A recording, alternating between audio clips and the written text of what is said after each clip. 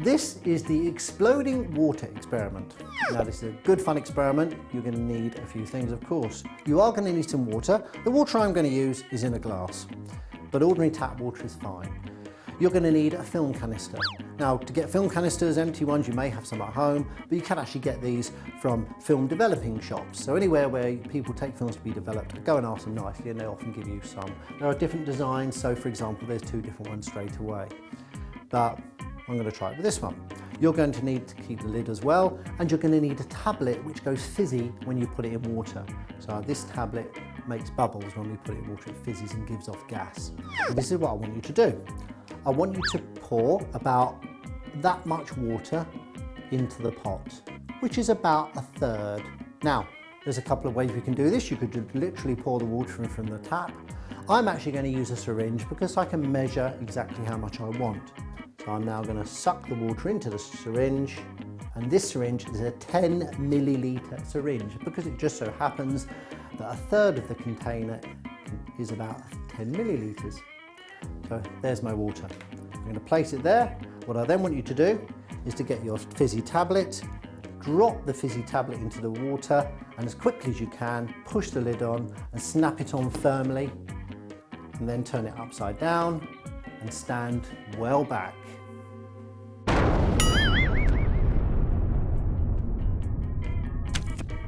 Okay, so if you've done what I asked you to do, this is what you should see happen. I'm going to move these things out of the way.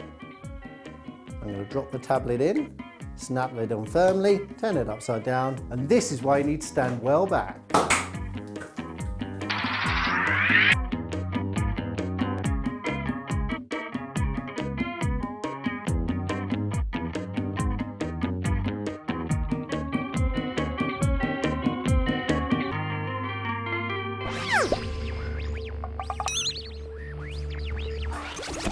So, how does the exploding water experiment work? I think again, if you were paying attention, you would have got some very good clues just from your observations, which is what scientists do. When you put your tablet in the water, dropped it in the canister, the tablet will have started reacting with the water. Now I want you to see that clearly now, because of course in the pot you couldn't, because the pot was black and you can't see through it. So what I want to do is drop it into a glass of water, and I want you to look very carefully at what happens when you drop it in the glass, because you'll see exactly what it was doing. Okay, so watch carefully.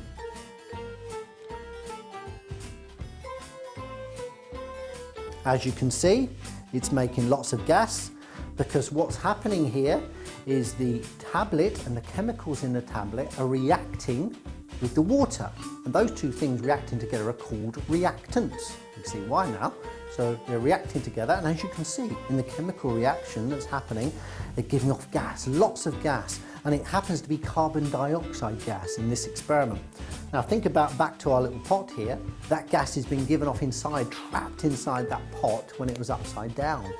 So when the gas has been given off in there, it was building up and building up and building up, and suddenly so much was there, and it was pushing and pushing and pushing, and eventually so much was there that it managed to push the lid off. But of course the lid was resting on the floor, so when it pushed it off, it essentially fired that up into the air, and that's what you saw happen.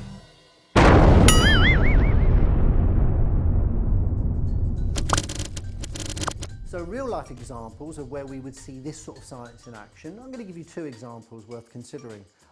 Quite an exciting one would be the way occasionally volcanoes explode. Now notice I put an emphasis on occasionally. It doesn't happen very often, but now and again under the top of a volcano, right at the pointy bit at the top, occasionally there's a cavity there, and gas comes up from deep from the earth and comes up through and percolates and bubbles up through, and you get a build-up of gas under the cap, if you like, on the top of the volcano. And sometimes this can build up so much and so powerfully that eventually it just blasts it off. So that's one example.